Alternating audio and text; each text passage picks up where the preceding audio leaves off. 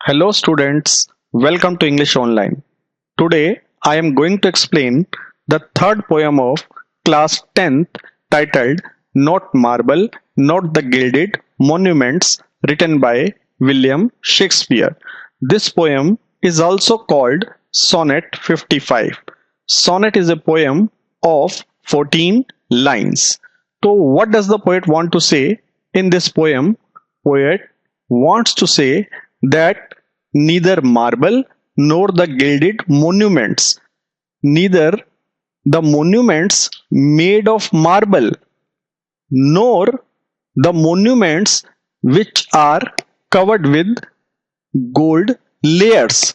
तो पोएट ये कहता है ना तो वो मॉन्यूमेंट्स, वो स्मारक जो किससे बने हुए हैं, मार्बल से, संगमरमर से, और ना ही वो मॉन्यूमेंट्स जिनके ऊपर गोल्ड की परत चढ़ी हुई है।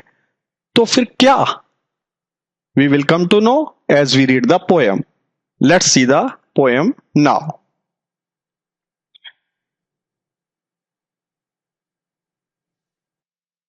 Not marble, not the gilded monuments of princes।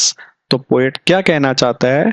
ना तो वो monuments which are made of marble, जो किसके बने हुए हैं, संगमरमर के, ना ही वो monuments which are covered with gold layers, जिनके ऊपर सोने की परत चढ़ी हुई है, जो गोल्ड प्लेटेड है। ऑफ प्रिंसेस मीन्स जो राजा महाराजा ऐसे मॉन्यूमेंट्स को बनवाते हैं ताकि आने वाली जनरेशन उन्हें याद रख सके। ऐसा कोई भी मॉन्यूमेंट शेल आउटलिव, वो आउटलिव नहीं कर सकता, can not live longer than this powerful rhyme. इस पावरफुल राइम से ये जो पोयम मैंने लिखी है, ये जो सोनेट मैंने लिखी है, उनसे ज्यादा जी नहीं सकता। उनकी लाइफ इस पोयम से ज्यादा नहीं हो सकती, उन मॉन्यूमेंट्स की लाइफ नहीं हो सकती इस पोयम से ज्यादा। बट यू शेल, यू वो किसको कहता है पोएट? अपने अननेम्ड फ्रेंड को कहता है यू शेल शाइन मोर, लेकिन तुम ज्यादा शाइन करोगे, ज्यादा ब्राइटली शाइन करोगे in these contents, in contents में। ये जो मैंने सोनेट लिखी है, इस पोएम के कंटेंट में तुम ज्यादा शाइन करोगे। देन किससे ज्यादा शाइन करोगे? देन अनस्वेप्ट स्टोन, वो मॉन्यूमेंट्स जो हम अनकेयर छोड़ देते हैं, जिनकी हम परवाह नहीं करते। एक बार वो बन जाते हैं लेकिन उनकी कोई भी बाद में परवाह नहीं करता, दे आर लेफ्ट अनकेयर्ड। ऐसे मॉन्यूमेंट से तुम ज्यादा शाइन करोगे। और ऐसे मॉन्यूमेंट्स जो बिस्मेयर्ड हो जाते हैं, टार्निश हो जाते हैं, स्पॉइल हो जाते हैं, खराब हो जाते हैं, किसके साथ? With स्लटिश time. टाइम को यहां पे क्या कहा गया है? स्लटिश। स्लट क्या होती है? प्रोस्टिट्यूट होती है। और स्लटिश टाइम का मीनिंग यहां पर क्या है कि टाइम की एक बहुत गंदी आदत है। जैसे प्रोस्टिट्यूट क्या होती है? उसकी हैबिट अनक्लीन्ड होती हैं, वो गंदी होती हैं। वैसे ही टाइम की एक बहुत ही गंदी आदत है कि टाइम के साथ हर चीज क्या हो जाती है? खराब हो जाती है। तो उसी तरीके से ये जो मॉन्यूमेंट्स हैं, ये भी एक दिन क्या हो जाएंगे? डिस्ट्रॉयड हो जाएंगे, खराब हो जाएंगे, स्पॉइल हो जाएंगे। तो सेकंड स्टैंजा में पोएट क्या कहता है? When wasteful war shall statues overturn. तो पोएट कहता है जब किसी देश में वॉर होंगी तो वॉर को वेस्टफुल कहा गया है, क्योंकि वॉर से हमें कोई भी रिटर्न नहीं मिलता है, कोई फायदा नहीं होता है, बल्कि बहुत ज्यादा डिस्ट्रक्शन और बर्बादी होती है। तो इसलिए वॉर को क्या कहा गया है? वेस्टफुल। जब किसी देश में वेस्टफुल वॉर होंगी, शेल स्टैच्यूज ओवरटर्न, तो उस वॉर में क्या किया जाएगा? जो स्टैच्यूज पहले से बनी हुई हैं किसी राजा की, महाराजा की, उन स्टैच्यू को तोड़कर गिरा दिया जाएगा, क्योंकि जो नया राजा आएगा वो पुराने राजा की स्टैच्यूज को तोड़कर गिरवा देगा। तो हर याद को मिटा देने के लिए स्टैच्यूज को तुड़वा देगा। तो वेस्टफुल वॉर में वो जो स्टैच्यूज हैं उनको तुड़वा कर गिरवा दिया जाएगा।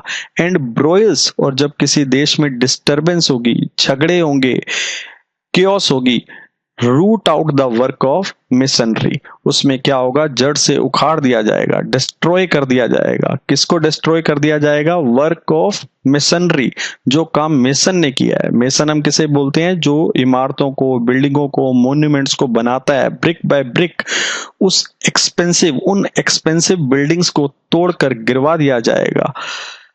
नोर मार्स हिज स्वॉर्ड, ना तो मार्स की तलवार। मार्स हम किसे बोलते हैं? गॉड ऑफ वॉर, वॉर का देवता। ना तो उसकी तलवार, ना ही वॉर्स क्विक फायर, वो fire that is caused by war shall burn, वो फायर नहीं जला पाएगी। ना तो तलवार काट पाएगी, ना ही फायर जला पाएगी। किसको? The living record of your memory. ये जो रिटन मेमोरी है तुम्हारे लाइफ की, जो मैंने ये सोनेट पोयम लिखी है, तुम्हारे मरने के बाद भी ये जिंदा रहेगी। ये लिविंग रिकॉर्ड जिंदा रहेगा। तो थर्ड स्टैंजा में पोएट क्या कहता है? गेंस्ट डेथ। गेंस्ट का मीनिंग यहां पर है अगेंस्ट। अगेंस्ट डेथ मतलब आफ्टर योर डेथ, डेथ के बाद भी। And all oblivious enmity, enmity means दुश्मनी, और उसको क्या कहा गया है? ओब्लिवियस। ओब्लिवियस इसलिए कहा गया है because you forget about everything. जब आपकी किसी के साथ दुश्मनी होती है तो आप हर चीज को भूल जाते हो और उसको डिस्ट्रॉय करना चाहते हो। तो पोएट क्या कहता है? डेथ के बाद भी और उस हर चीज भूल जाने वाली दुश्मनी में भी शेल यू पेस फोर्थ, तुम आगे बढ़ोगे। यूर प्रेज, जो तुम्हारी तारीफ है, तुम्हारी प्रशंसा है, शेल स्टिल फाइंड रूम, उसे जगह मिल जाएगी। कहां? Even in the eyes of all posterity. किसकी आंखों में जगह मिल जाएगी? ऑल पोस्टेरिटी, फ्यूचर जनरेशन की आंखों में भी तुम्हारी तारीफ को, तुम्हारी प्रेज को जगह मिल जाएगी। That wear this world out to the ending doom. तो इस लाइन का क्या मीनिंग है कि जो नेक्स्ट जनरेशन आएगी, उसके बाद नेक्स्ट आ जाएगी, उसके बाद फिर नेक्स्ट आ जाएगी, तो ऐसे करते करते जीते जीते दैट वियर दिस वर्ल्ड, इस वर्ल्ड को कहां ले जाएगी? Out to the ending doom, doom day तक, जिस दिन परले आ जाएगी, ये संसार खत्म हो जाएगा, ऐसा भी दिन आएगा। तो लास्ट दो लाइनों में क्या कहता है? जो कपलेट हैं, पोएट क्या कहता है? So till the judgement, till the judgement, judgement के दिन तक। जजमेंट डे किसे कहा जाता है? जजमेंट किसे कहा जाता है? जब गॉड ये डिसाइड करेगा who will go to the heaven and who will go to the hell, कौन स्वर्ग जाएगा और कौन नरक में जाएगा। उस दिन तक दैट योर सेल्फ एराइज, तुम खुद उठोगे अपनी कब्र से।